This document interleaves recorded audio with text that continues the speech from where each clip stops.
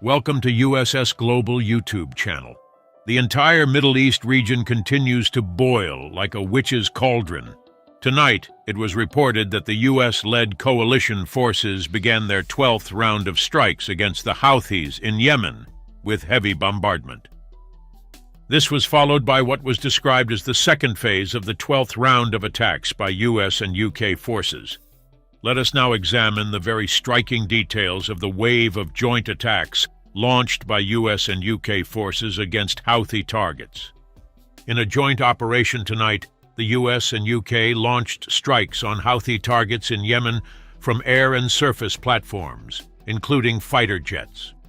According to two U.S. officials, at least 36 targets were hit in at least 13 locations.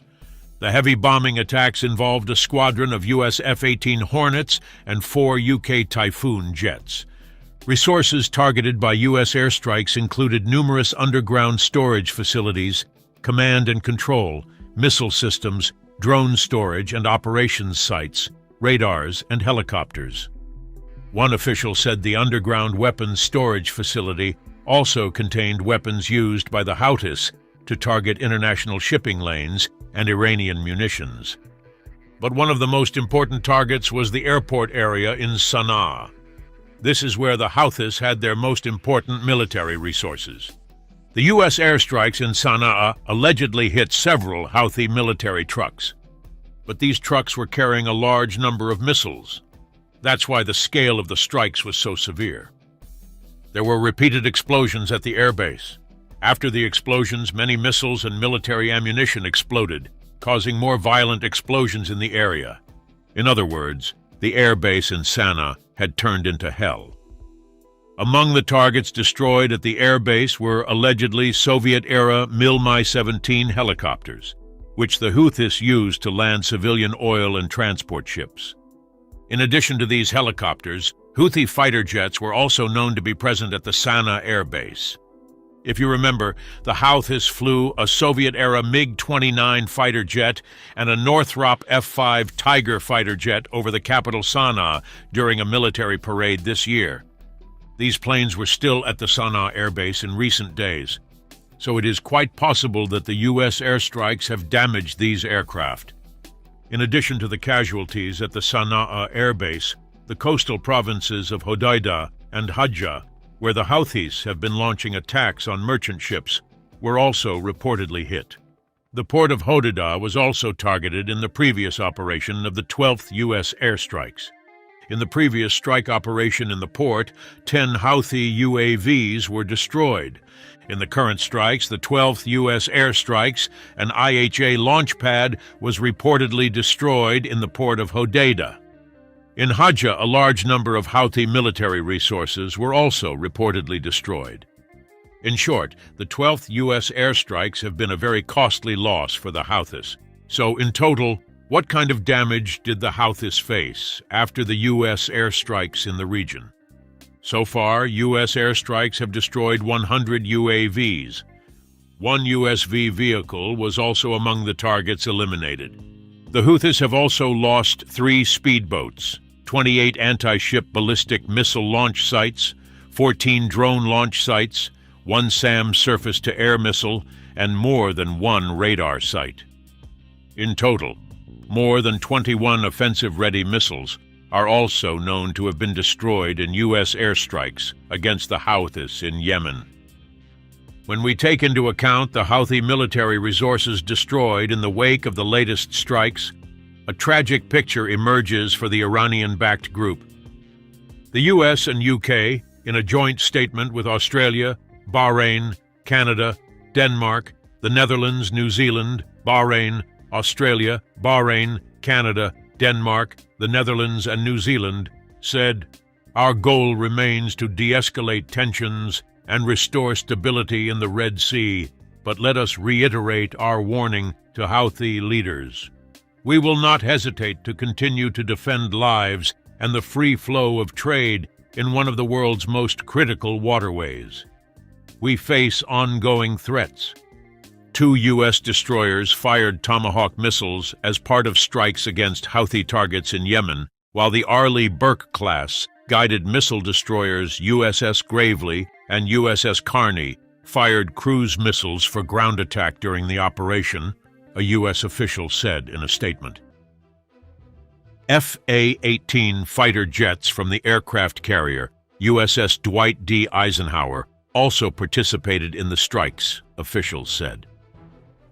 At dawn the previous day, the U.S. struck 6 Houthi anti-ship cruise missiles before they were launched toward the Red Sea, U.S. Central Command said. The strikes, which took place in consecutive days, came as the Biden administration launched a multi-layered response to last weekend's drone strike that killed 3 U.S. soldiers and wounded scores of others. Seeking to avoid a regional war with Tehran, the U.S. did not target Iran directly. Instead, it went after its most powerful proxies in the region.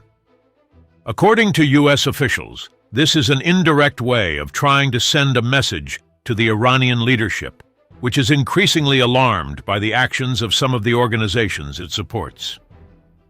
Iran finances, arms, and supplies these groups to varying degrees, but its leadership does not directly control them.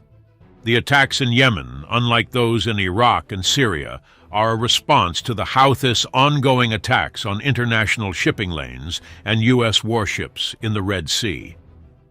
U.S. Defense Secretary Lloyd Austin said the latest strikes are aimed at further disrupting and weakening the capabilities of the Houthi militias.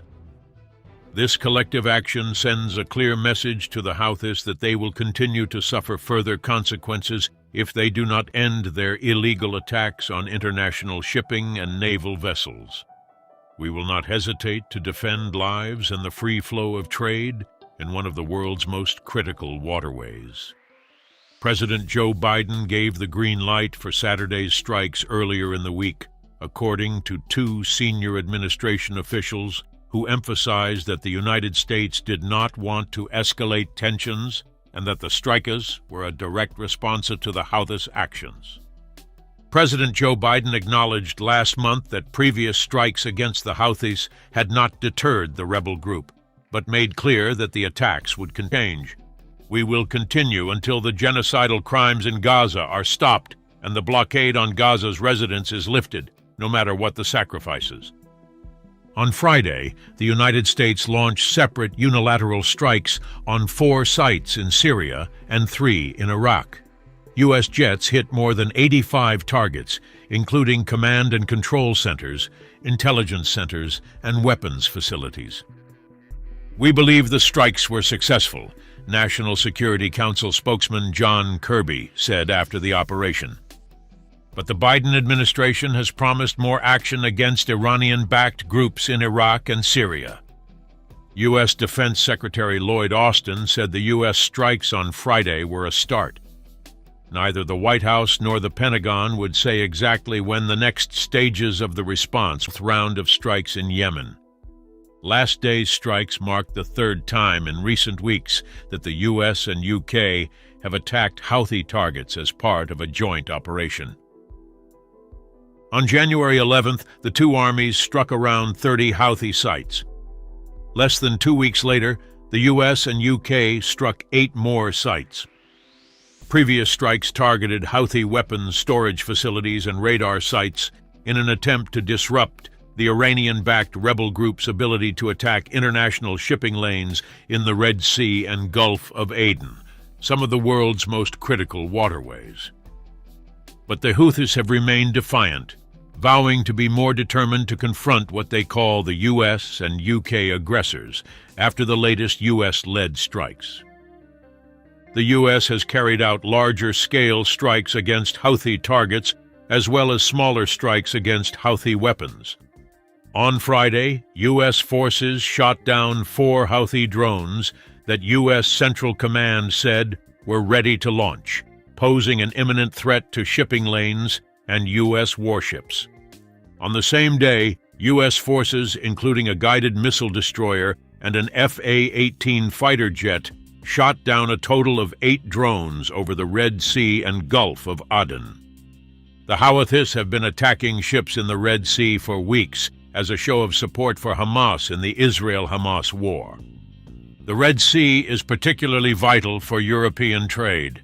Last week, the European Union's Trade Commissioner said that maritime traffic on the Red Sea shipping route dropped by 22% in 1 month due to Houthi attacks. The European Union is trying to launch its own naval mission in the Red Sea to help protect international shipping. EU countries have given initial support to the plan and aim to finalize it at a meeting of the bloc's foreign ministers on February 19th.